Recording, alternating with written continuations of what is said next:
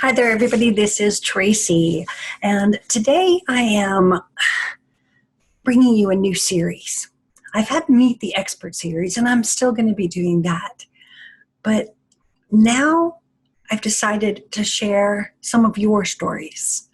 People have been reaching out to me for a really long time and asking me to, to share their story. And I just found some people that I want to bring to you because narcissists can be our spouse or boyfriend and girlfriend. They could be our parents and coworkers. They could be friends. They could be our boss, someone from church. The list goes on and on. Every color of person, every religion, every economic barrier, there is nothing that these narcissists aren't found in. We are all vulnerable to this type of behaviors. My guest tonight is my first in this Meet the Victim series. And Daniel's story is one of friendship, trust, love, lies, gaslighting, scapegoating, rejection, smear campaigns, flying monkeys, ghosting, and, the normal, no empathy, silent treatment, and the horrific betrayal of when you give your trust to someone. But what was unusual about his story was, in addition to all those things which you guys might be familiar with, there's dead sharks. So no one likes a good dead shark, and this story touched my heart in so many ways. So let's welcome Daniel. Thank you for joining me. Hi, Tracy. Thank you so much for having me. I am so excited. When I get a lot of stories, and when you sent me yours, it touched me. And I knew that there were other people out there that have a story that your story might help them with. And so I knew that I wanted to have you on my show, and I'm so grateful that you're willing to share this story. Yeah, absolutely. I mean, we'll make it my Oprah moment, I guess. But Well, yeah, there's but thank you.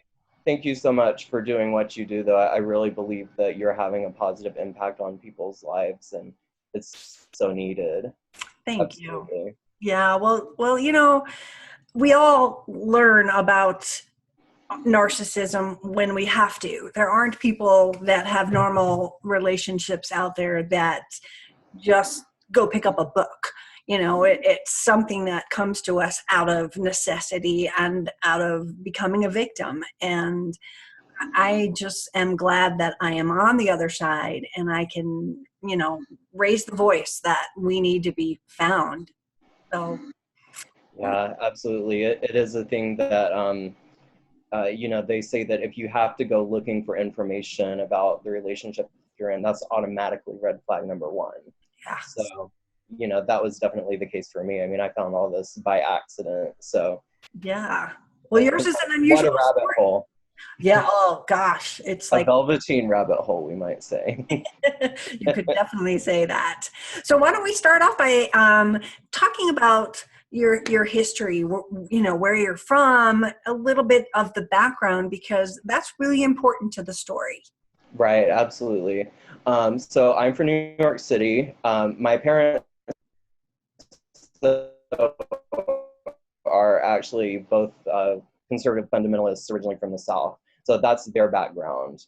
And the household that I grew up in was very abusive, and I didn't receive any validation or nurturing or support, or really all the things that parents are supposed to do for their kids. I was left at most neglected, and at best heavily abused. So it was a very, very tough childhood to grow up in. And I'm the oldest of 5 kids, so we all had this very strict letter of the law fundamentalist Christian upbringing.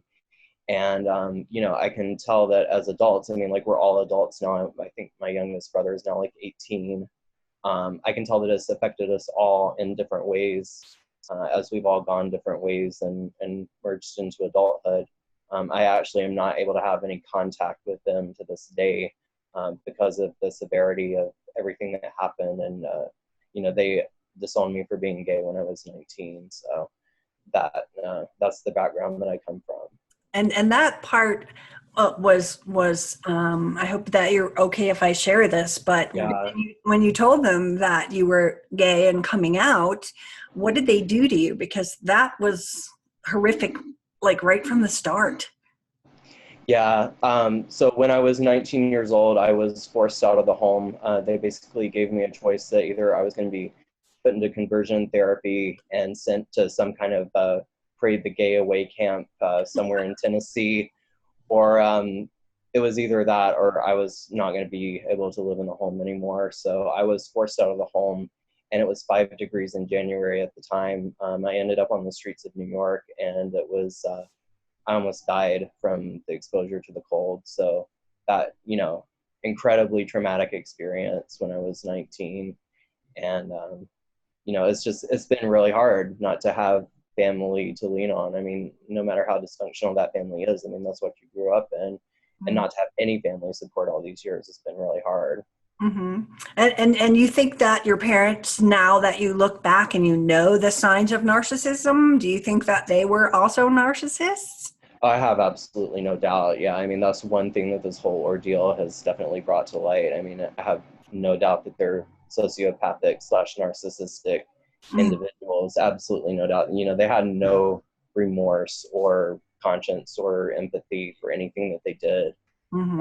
And that's, you know, and unfortunately, I can tell that it's also infecting my younger siblings as well. I mean, they're, you know, it's the dynamics of the black sheep of the family. You know, I was the black sheep of the family growing up, and then I have 2 younger brothers that are golden children, and I can tell that they're already definitely swinging towards narcissism too. So Ugh. it's rough. It is, and we just can't have contact anymore. Like I've tried it and tried it and tried it, and I just end up exhausted and just, you know, run over every single time. And it's at some point you have to do what's healthy for you, Mm-hmm. you Yeah. know. And I went no contact with them before I knew what no contact was, you know, like, you know, before I was part of the official narcissistic survivors program. I mean, I had to cut my parents off, but because I mean, well, obviously they cut me off in a major way first, but yeah, Mm-hmm. I mean, Yeah.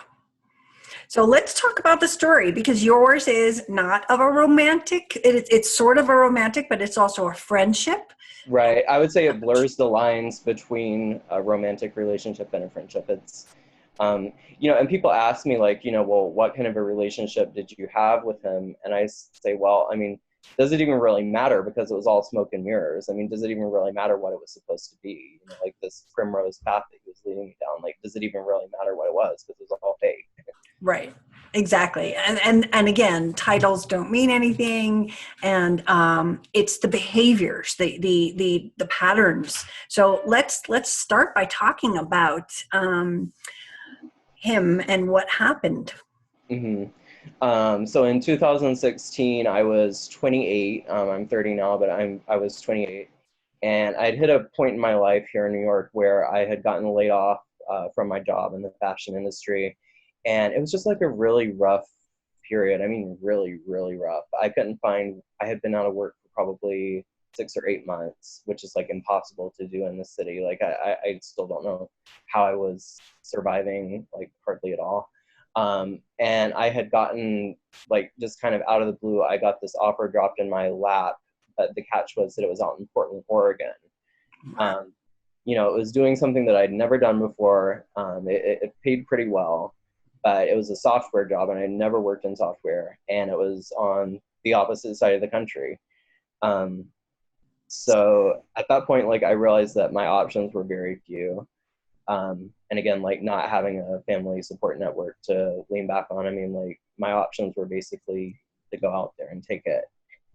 Um, so I did. Like I think it was, you know, one of the bravest moments of my life. But I mean, I got on that plane, and I just went out to Portland cold turkey. Wow. So yeah, so I ended That's up on quite that. a difference from New York City to Oh, completely. Seattle or Portland, right? Um, Yeah. so Yeah, I mean, I just remember like looking out the window of the plane and just seeing these giant mountains and just like being awestruck. I mean, I had never, I mean, obviously I've seen the Appalachians, but I had never, the furthest west I'd ever been was Chicago. I had never seen anything like that. So it wow. was just wonder. It was really just amazement. Yeah. And then I stepped off the plane and I just felt like I was in another country. It was so like the air and everything was different. And it's like, oh my gosh, what is this? Yeah, New York boy lands in the forest. very, very much so. And the people are different and everything is different. It's just like a whole nother satellite country out there, Yeah. basically. It, So, it's a different culture. oh, And totally. you ended up, staying with some friends, and then you decided to go into an Airbnb, and that's where all the trouble started, right?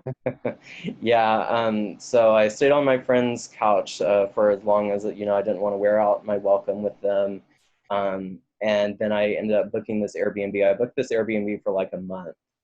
Um, and, you know, I got into it and nothing had prepared me for the host of this Airbnb. I mean, like I met him out, like I'll never forget the first day that I met him.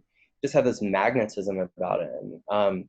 He was absolutely gorgeous. He had this long silver hair and a silver beard, and he was just gorgeous. Like I remember like that first conversation, I was totally just basically just BSing my way through the conversation because I could not find words. Like I was just, there was something about his presence. I was just like, I was in the presence. I knew right then that I was in the presence of somebody that was different. Hmm. And looking back, that's probably red flag number one. But I knew there was something different about him. There's something different about his eyes too. Just the way that he would like stare, like he had just like this way that he would just look into my eyes, and it was different than anybody else. They say that, Yeah. that narcissists, like, they have this intense stare that captivates people.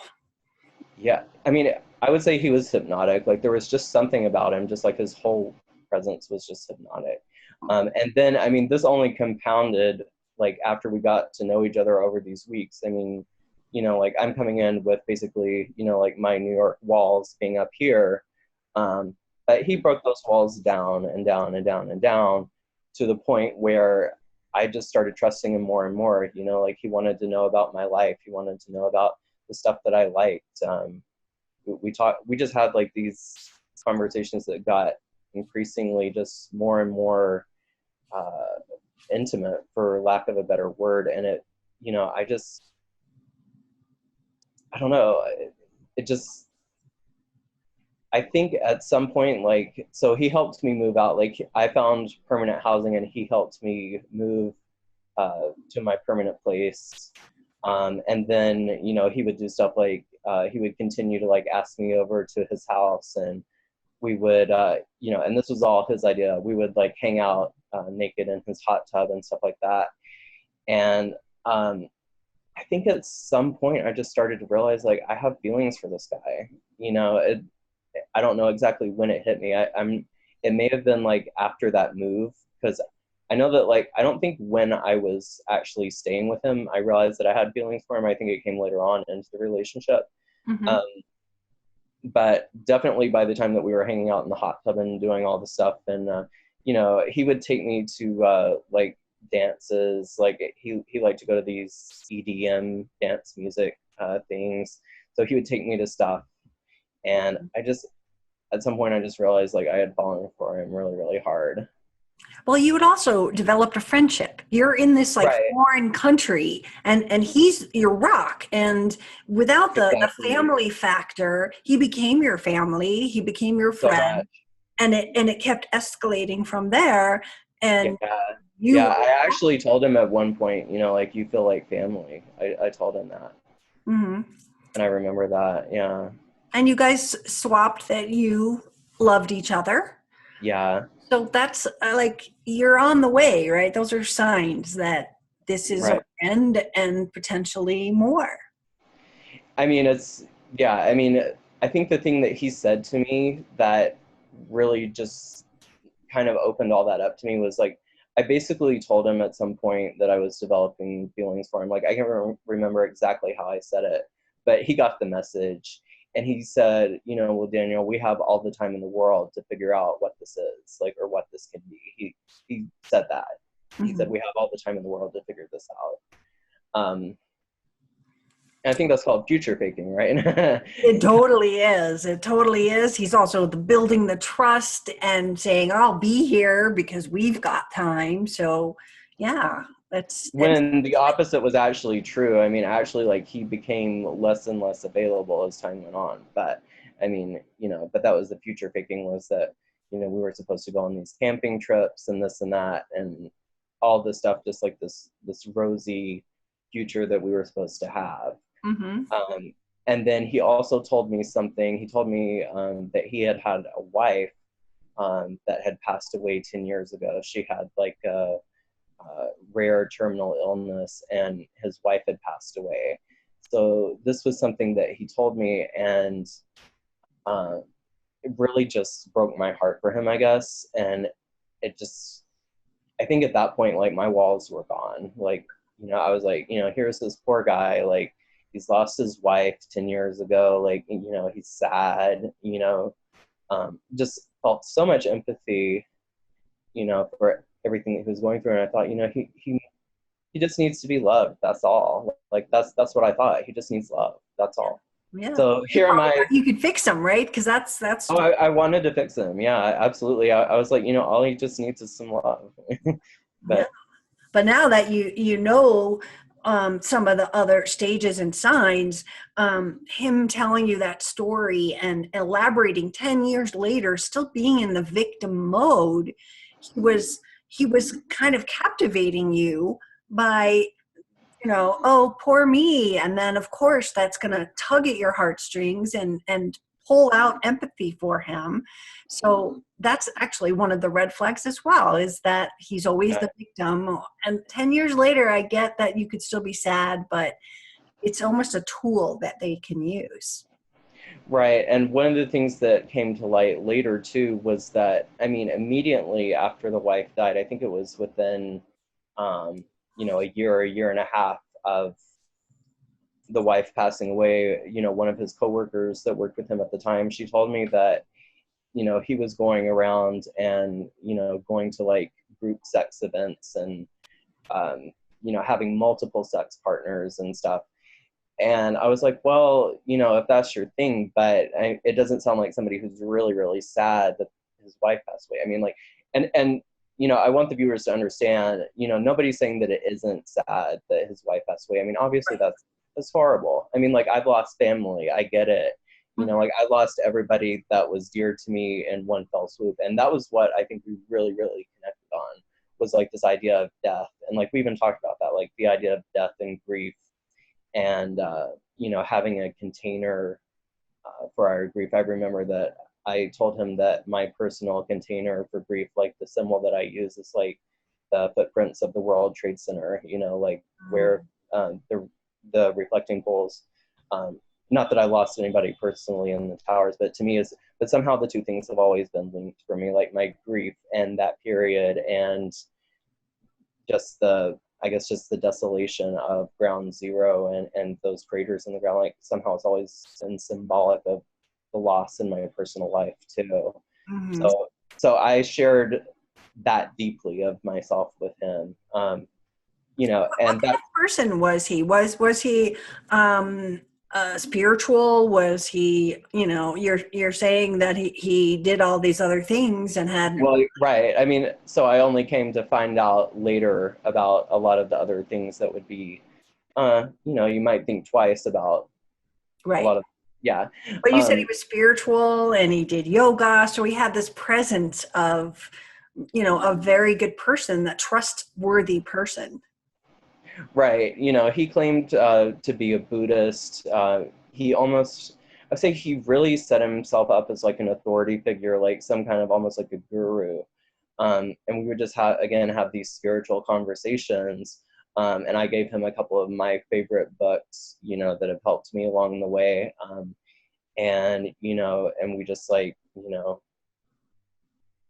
it seemed to be like, we had this relationship that was built on spirituality and trust. And um, he just seemed to be just the most amazing person. And I just remember thinking, it just seems too good to be true. I mean, it seems like this just incredible person has just kind of been lifted out of the sky. It seems almost too good to be true.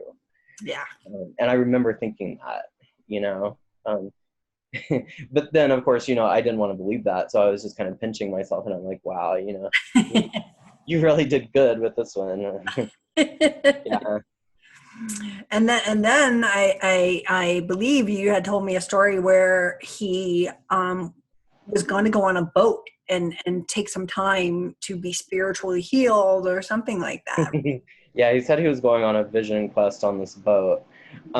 But I want to rewind a little bit before then, because what had happened one afternoon before that, before he told me about the boat thing, I have another significant major trauma in my life, and we don't need to go into the details here of what that is.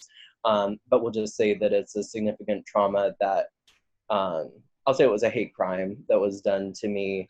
And the person who was the perpetrator of this crime is now sitting in jail, as a result of this crime. Wow.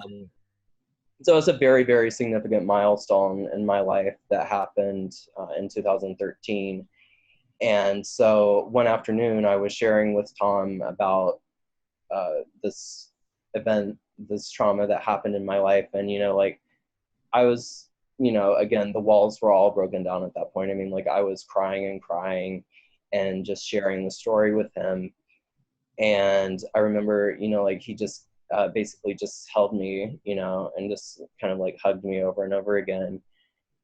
But looking back on that, I remember thinking that it was kind of odd that while I was in the stages of actually telling the story, he was just kind of sitting there with kind of this blank, kind of vapid stare on his face. He was just kind of staring like, the whole time. And it was kind of like, there was no emotion there. It was just kind of like, he was just kind of there. So that But deep look, that intense eye stare that you had before was now kind of a blank. yeah, it was a blank face. And I remember that, we did do a lot of like eye staring, a lot of eye contact during that story. But I just remember it was like, the nature of the stuff that I'm sharing with him, and I'm crying and crying, and you would expect some kind of response, and it just wasn't there. Other than the fact that, he was like physically comforting me and hugging me, which, I loved. I mean, because I've been deprived of that, for a lot of, didn't get that from my parents and whatever. Um, so I kind of just like pushed the whole thing out of my mind. I was, it kind of felt like having an emotional baby, to be honest. Like, like I had never really shared.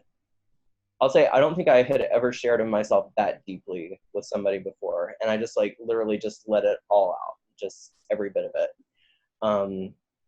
And I remember just I took the next day off of work because I felt like I had had an emotional baby. Like, it was just, Wow.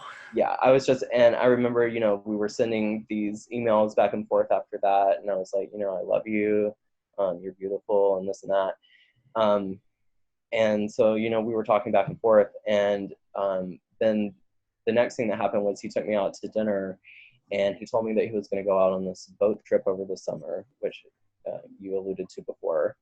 And it was supposed to be like, he was going fishing for salmon and trout with some buddies on this boat, and they were going to go up like as far north as Alaska, but they were going to be like off the Pacific coast. And, it was going to be like a time for him to do vision questing and this and that and the other. And I was like, okay, well, again, thinking about the situation with his wife that had died, I was like, I hope that you find everything that you need, because I thought, obviously, I mean, like, he must be in some kind of pain still and working through that. So you know, and that was very much the way that he presented it too. So I was like, yeah, well, you know, I hope that you have everything that you need off of this vision quest on your boat. So the time came for him to go on the trip. And the thing that I noticed immediately was that communication just dropped off like that. Like it was just gone overnight. And, you know, I understand that like friends can have periods where they fall out of touch with each other. Like they've got a lot of stuff going on. You know, and even under other circumstances, I think I would have understood that like he was busy on the boat and I, you know, didn't really want to bother him. And that's one reason why I didn't really push it. You know, like I didn't want to bother him while he was doing his thing or whatever. But this stretched on for months. And the thing is that social media, like in some ways, it's hard to really lie over social media. Like you can tell a lot about what's going on with somebody's life over the internet. So it turned out that he had periods where the boat would come back and dock. And, you know, he had started seeing this other woman on the side. He was going to like the Portland, some kind of bike ride. He was, what else was he doing? Oh yeah, he went to like this thing called the Oregon Country Fair, which is like a big hippie dance fest. So he was going, and he never invited me to any of those things. You know, like, I mean, obviously he was back on dry land. He was back in Portland for several weeks at a time, but he never invited me to any of that stuff, and I didn't hear a peep out of the blue. And then at the same time, like I had some fluke health stuff go on, and I actually ended up having to have 2 surgeries over the summer, which like I never, ever, ever have surgery. So I was posting about that on Facebook, and again, just like nil response from him. And at this point, like my antennas were up a little bit. I thought, you know, this is really weird because I know that there's no way that he's not seeing this over Facebook. And, you know, this doesn't feel right anymore. Like, I mean, he's doing all this stuff and I'm intentionally being left out. And, you know, he's not concerned about how I'm doing after the surgery. And I'm like, this just doesn't feel right. And it was about this point in time when I stumbled across this video on YouTube that talked about narcissists and the silent treatment, you know, narcissists and ghosting. And I was like, run that by me again. Like, what was that? Yeah. What was that? And so there began the rabbit hole of, you know, all this stuff about narcissism. And, you know, I did not want to believe it. Like, I mean, I saw the stuff with the silent treatment. I thought, yeah, this is exactly what he's doing. But I don't want to believe that everything else that it says is true as well. Like, I just don't want to believe it, you know? Yeah, nobody ever does. Nobody wants to admit it when they see it because it's horrific. How could we not know this? And this is a person that you love and that you trust. And, you know, you've got so much invested in this person at this point. I mean, to me, it was inconceivable, you know, that we would, you know, like even after the ghosting thing that we would like be out of our friendship, you know, like it was inconceivable, you know, to me that things would end. But, you know, well, you held on to hope that, I mean, you had a dinner right before he left. He's giving you this story and now things are not adding up. Like, why isn't he calling me when he's here? And wait, there's a new girlfriend. Right. When did you meet her? And how'd that happen? And yeah. Well, and I had started piecing some stuff together about her on the internet too, because there were times when he went to this town called Eugene, Oregon. And I was like, I wonder why he's going, like, because that's like 2 hours south of Portland. Like, that's like 2.5 hours from Portland. I'm like, I wonder why he's going 2.5 hours from Portland, like, consistently. And so I had kind of figured out that something was up, like, even just with that. As I said, you can figure out a lot with social media. Oh, yeah. So, you know, so it honestly didn't come as a complete shock that all of a sudden, you know, here's this new girl that shows up. And I say girl, I mean, like, she's like 60 years old. So he traded in for an older model, let's just say. I mean, like, that's all I'm going to say about that. But, you know. Yeah. You know, if he wanted youth and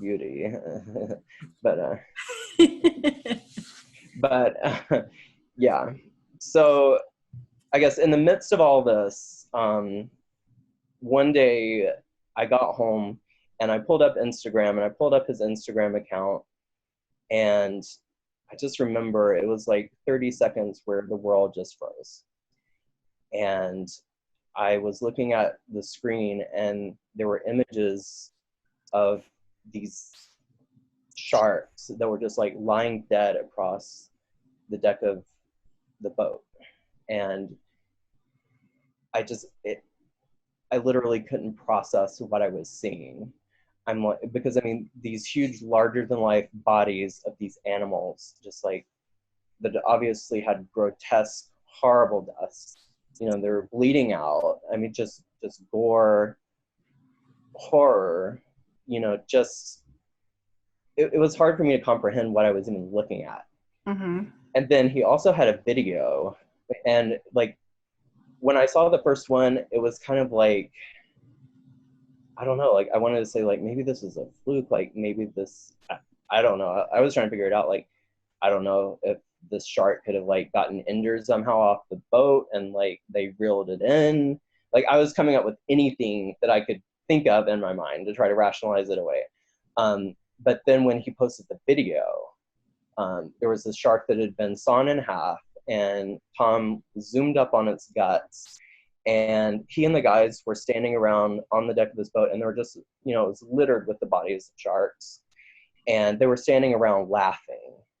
Wow. And the caption on the video said #Jaws, like the movie Jaws, like it was just a joke. Mm-hmm. Like, you know, this whole horror scene was just a joke to him, and he had posted it all to Instagram as if it was just like, you know, just another day. And like, this is the man who's on a spiritual journey, like out on the boat to catch some trout and find himself. And I mean, literally his last post had been about, it was about like, namaste,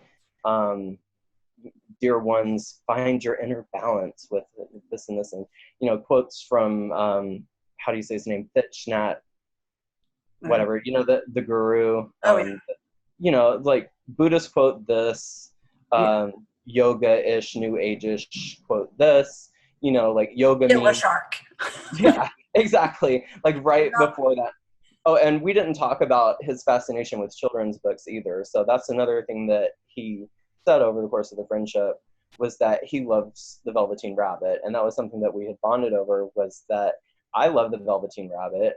And actually I was going to have a Velveteen Rabbit themed birthday party for my birthday when I turned 29, because it was kind of, you know, I wasn't 30 yet, but it was still kind of like the growing older and saying goodbye to childhood and adolescence. And you know, the Velveteen Rabbit's always been one of my favorite books, and I just, you know, I love the idea of like becoming a real rabbit, you know, like that whole, the journey that the rabbit goes through. Yeah, but but then, and I remember, you know, like my grandmother reading me that book when I was a little boy, and it was just, you know, it's always had a special place in my heart. So when Tom told me that he loves the Velveteen Rabbit, I'm like, wow, you know, this is really, really special. Like, what, you know, 50-year-old man's going to tell you that he loves the Velveteen Rabbit?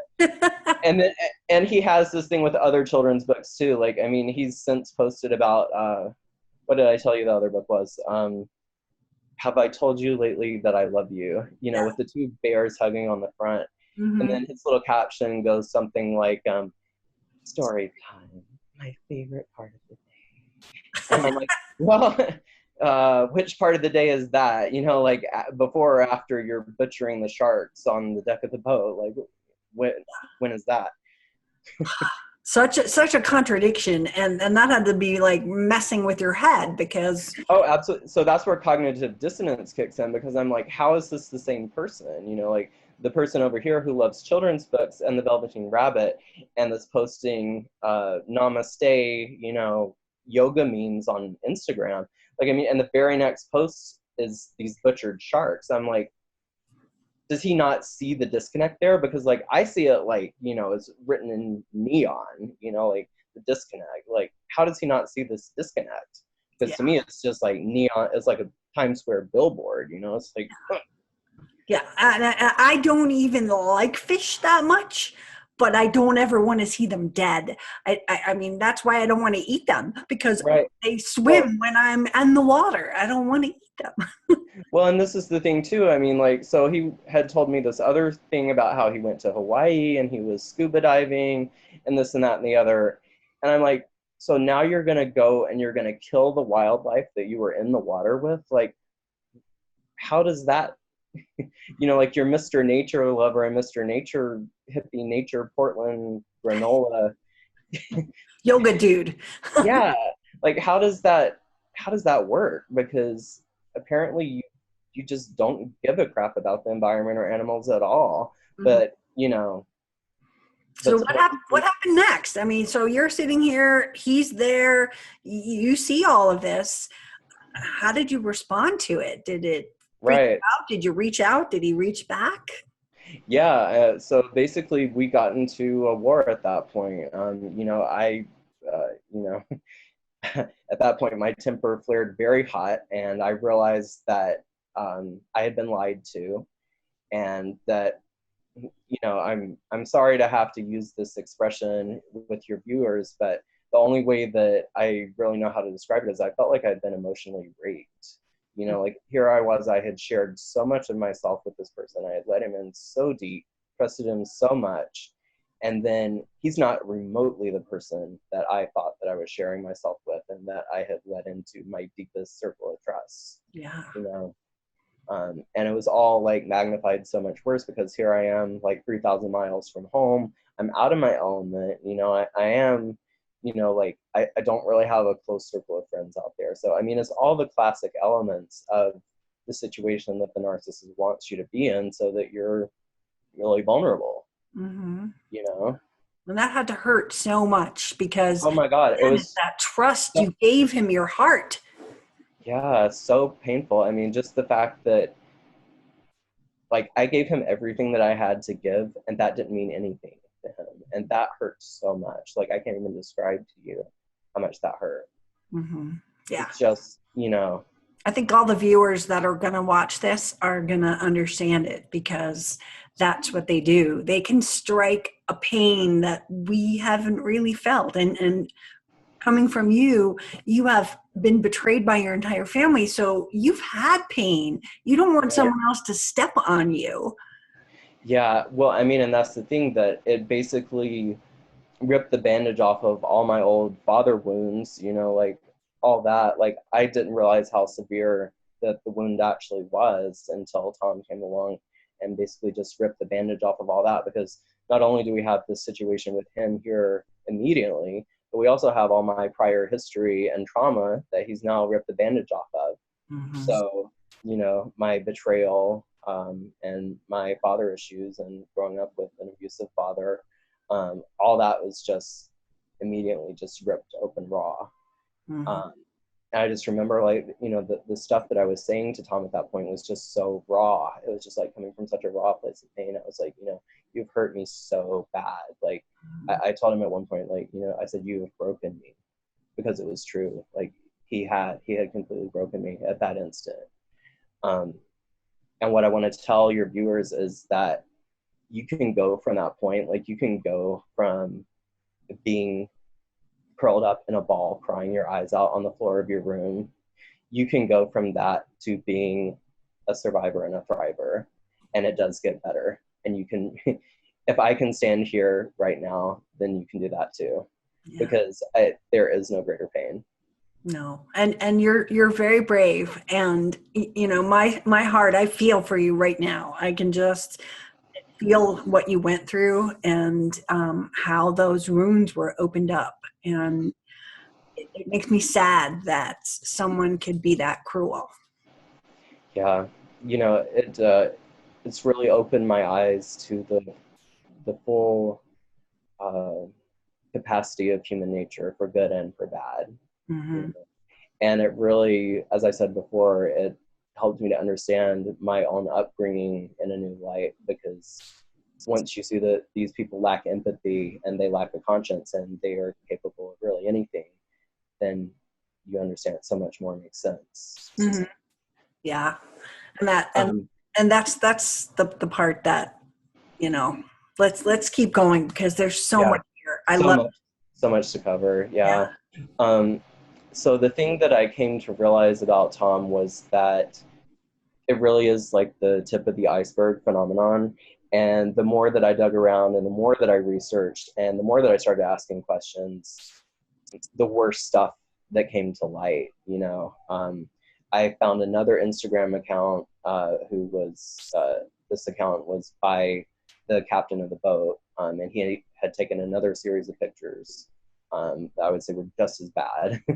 And it was, you know, it was more, and it was Tom directly involved. And again, like it was some jokey caption on it, like hashtag shark exclamation mark. So, I mean, they all thought that this was just, you know, a great big laugh.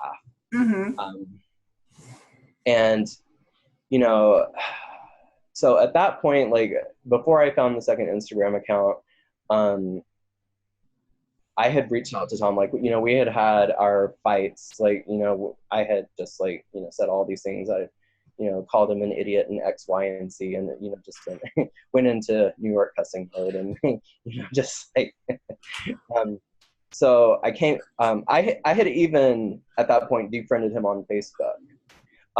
But then at some point I was just hurting so bad, and I came back from that and I sent him another friend request, and I said, you know,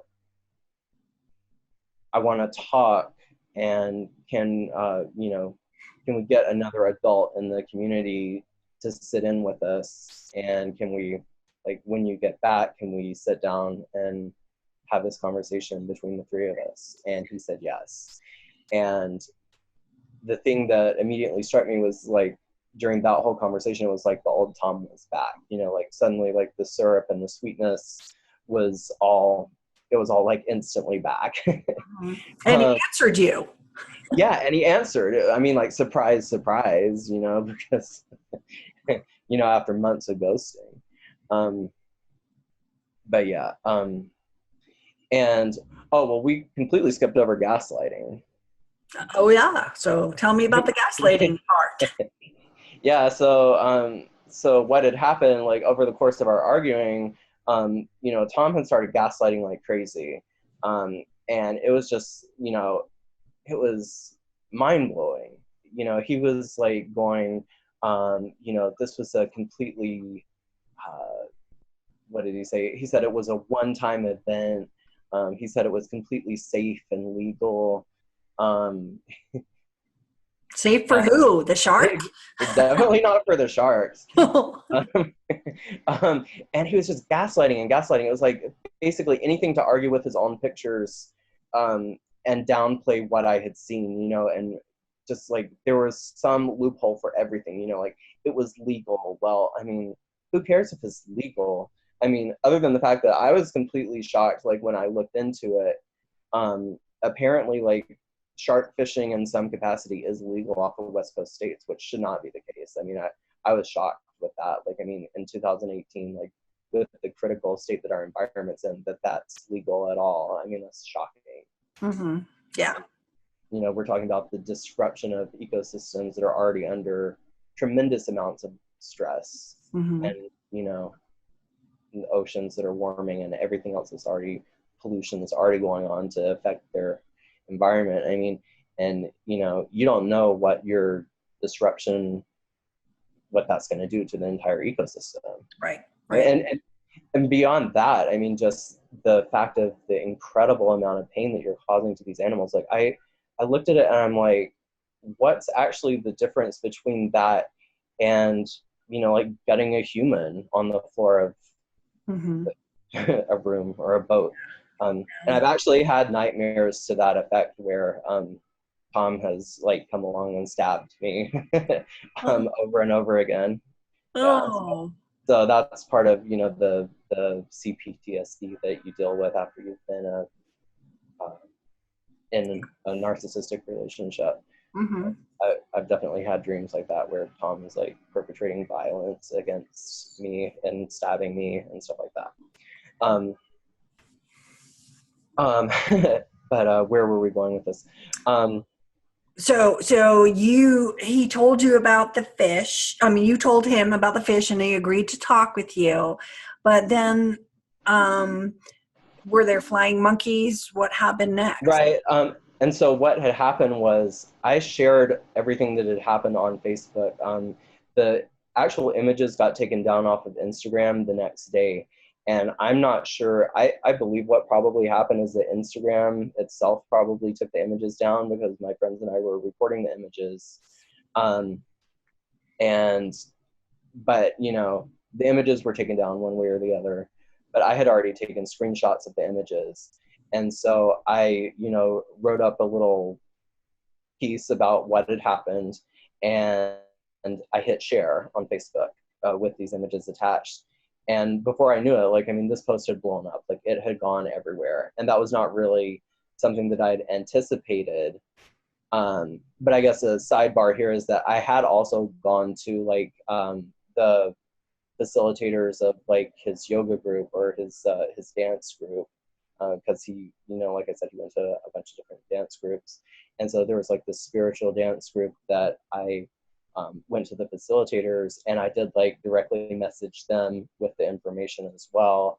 And I included the copies of the photos. Mm-hmm. So at this point it was being shared around online, and it had also been inboxed to a few of those people in the spiritual dance community. And what immediately started happening was I started getting bombarded with two types of emails. I started getting hit with a lot of hate mail and from people that were apparently his friends, and you know, the moderators of the dance group and stuff were, you know, they didn't respond at all in a spiritual way like that you would think a spiritual group would respond in. Not at all. It was like, it was very, it was immediately like angry, antagonistic, you know, just like all this bile basically directed at me just for bringing up the issue. And one of the things that started to be circulated around was that I had photoshopped the images, which Wow. is just, you know, the utmost level of ridiculousness at this point. I mean, it's like anything to get around the fact that Tom had actually done, you know, exactly what he did and what he posted about. Right. So there's no accountability, and he's gaslighting you that you made these images and wrote the word Jaws on there, probably, right? Well, I mean, and his gaslighting is basically, I mean, he didn't directly say to me that he hadn't done it, but he did everything to make me doubt my reality of like what I was seeing. You know, it was like, you know, it was a one-time event. Well, you know, of course I researched all this later, and one-time event, I mean, like that can mean anything.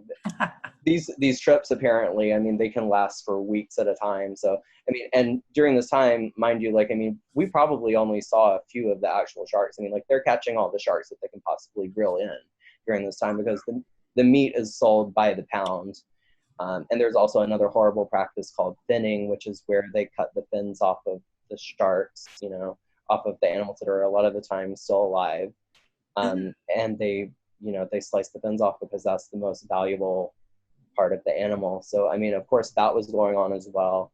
And you find all this out in hindsight, you know, when he's telling me that, you know, this is a one-time event, this is, you know, perfectly safe and perfectly legal. And, you know, Did the flying monkeys? word salad and gaslighting like crazy. You know, at one point he tried to bring the Dalai Lama into it. He was like, you know, Daniel, even the Dalai Lama eats meat. And I'm like, what does that have to do with anything? Like, what? I mean, this is just beyond ridiculousness at this point, but Yeah. But you were going to say something about the flying monkeys. The flying monkeys basically were attacking you, not only for sharing his pictures, which he shared in the first place, but exactly. They were attacking you for being gay and your looks, you said. I mean, that's like going low. Religious people don't necessarily, I mean, you just don't think that they're going to go, and it's just so wrong. I mean, there's very few things that didn't get said to me over the course of this thing, you know. I mean, there were like, basically the gist of it was like, who are you as this kid from New York coming in and telling us what to do, and basically like invading our space and our community. And like, you know, Tom is this amazing person of integrity. You know, he would never do these things. And um, I'm like, well, you know, the pictures tell a different story. And, you know, I certainly a few weeks ago, I never would have wanted to believe this either. You know, I wouldn't have wanted to believe that he was anything but a person of integrity. And that's why I struggled as much as I did with like what was even in front of me. I'm like, how, you know, at first I was like, how does this even make sense whatsoever? Because I mean, even at that point, like even with the months of silent treatment and everything, like I still wanted to believe that he was this wonderful person. I absolutely needed to believe that. So, you know, these people just didn't want to see where I was coming from at all.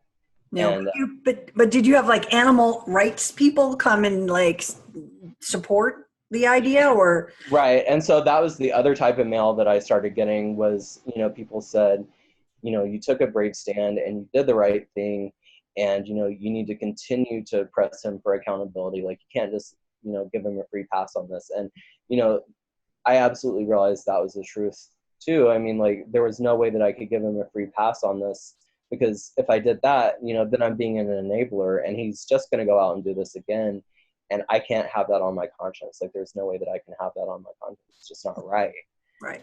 And I knew that, you know, to the fiber of my being. I'm like, you know, this is who I am.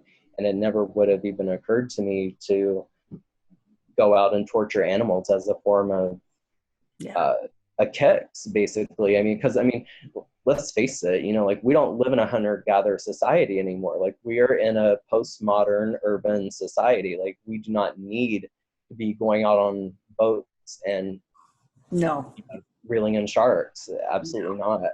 Now, did you ever talk to him again after all this happened? Right. Yeah. And so the way that things eventually went down was I sent him this final email and I said, you know, Tom, I'm very disappointed that we haven't seen any kind of accountability from you, you know, and it really speaks to, there was a video that you and Lizelle did about how words need to line up with actions. Like words by themselves don't mean much of anything if they don't line up with actions. And so this was basically what I was holding him to. I'm like, you know, Tom, like you say that you're this super spiritual person and X, Y, and Z, but your behavior over here says something quite different. And, you know, like I've always wanted to believe the best in you. I absolutely have, you know, and I care about you very much. And this is why I'm concerned. You know, can you please like basically step forward and take some public responsibility? I mean, because again, like I was getting hit with this hate mail and I was like, you know, you need to take some responsibility for your actions. You know, like there needs to be some kind of a public statement about what happened. You do need to take responsibility for your actions, and there needs to be ongoing accountability so that this doesn't happen again. And so that was what I sent to him. And as a response to that, he sent me a message and said that I was harassing him. And he basically implied that he, you know, I think it was definitely implied that he would get the cops involved if there was more harassment. So this was, you know, the final email that he sent. But interestingly enough, he also tried to flip the whole dynamic around, because I had also CC'd a bunch of people onto the email by that point, because he was not responding to any of my direct messages anymore. So I had CC'd a bunch of friends onto this email to get his attention, and that was the only way that he actually ended up responding. Wow. So, you know, at that point, in front of all these people, you know, he was saying that I was harassing him, you know, and he was saying that I was being so difficult, you know, like that he had wanted to have this meeting, you know, with another person and have me sit down, but Daniel's being so difficult, you know, like, why won't he sit down with me? Like, Oh, you know? no, he didn't do that. I pretended that you wouldn't sit down with him? Right, yeah, so he flipped the entire dynamic around on his head. Like now, like the meeting was his idea, and I just was being this, you know, this stubborn kid that just wouldn't sit down with him, and he couldn't understand why I wouldn't sit down with him. You know, he had offered multiple times to sit down with me, and, you know, this whole 9 yards. Wow. Completely twisted the entire situation around on his head. Wow. So that was the end. Right. And he ended that basically by saying, but you are going to sit down and have a meeting with me, right? Basically something like that. Like, even after he said that I'm harassing him and this and that, like basically everything that he could at the end to, you know, cast final hurt at me. Mm-hmm. And then he's like, but you are going to sit down and have a meeting with me, right? So I just never responded. And that was the point where I went officially no contact. Mm-hmm. The whole thing is so classic, but at the beginning of this, you didn't know anything about narcissists, but now that you look back, there was a flag, there was a flag, there was gaslighting, there was, triangulation, there was all kinds of pieces that now have a word to them, and Right. and this Yeah. helps you learn about your family and your family of origin. So in some ways, like I look at my narcissist, it was a gift, because if he wasn't such a jerk, I wouldn't have ever picked up a book. I wouldn't have turned to YouTube to learn about my entire life. So, Right. I mean, it is definitely a blessing in disguise. I mean, it's quite a disguise. yeah. Oh, shark head. No, so I want you to show the viewers, what was the thing that you did with like the Velveteen Rabbit being dunked in the water? Like, Oh, act, God. That was terrible. no, it was so good. Act it out. I want you to act it out for the. I can't do it. I can't do it. No, I can't do that to the bunny. It would hurt. That made my day the other day. So you guys, what Tracy said was that he had taken the Velveteen Rabbit and that he was basically murdering the Velveteen Rabbit and dunking the Velveteen Rabbit in the water. Like who's that movie? That movie, That made, Glenn that, Close. that yeah, that was it. That was it. Oh, that made my day when you said that. That was such a funny image. Well, I'm glad it made you laugh. Such a So, funny what's in recovery for you now, and how do you see, the lessons that you've learned from this, and what kind of inspiration do you have for the viewers that are going through learning about this? Uh-huh. Well, so all this unfolded in like September of last year. So I can truly say that I've come a really, really long way in my personal and spiritual development in just this, 9 months or whatever it's been. I mean, it's a day and night difference, always follow your intuition. That's another point that I really, really wanted to drive home in this whole thing is your intuition does not lie. And even before I had all the cards on the table and before I knew everything, I knew deep, deep down that something was not quite right with this person. I knew that. But Well, it's too good to be true, right? right. But I overrode that with the part of me that wanted so badly for this to be true and that wanted, to have a father figure and, wanted all, and I don't think anybody could blame me for that. I mean, it's natural, you wind up in this situation and you think that this wonderful person, this kind of once in a lifetime person has come into your life, and it's natural, Well, but and we're all human, and we all desire love, and when we are presented with the perfect soulmate, the perfect person, we want to believe it. So it's a very valuable lesson that you have learned and I have learned, and I really appreciate that you had the courage to come out here today and talk with us, because your story is unusual and at the same time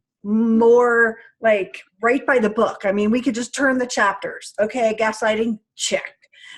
This, that, love bombing, the whole entire thing is so classic, and you're brave, and I really appreciate you.